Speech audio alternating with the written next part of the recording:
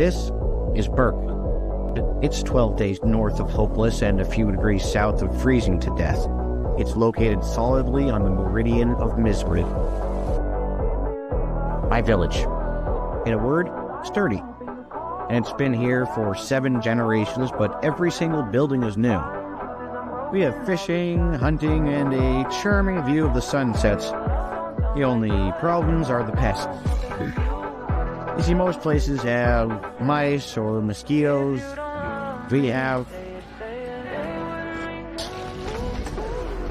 dragons. My name's Hiccup. great names, I know.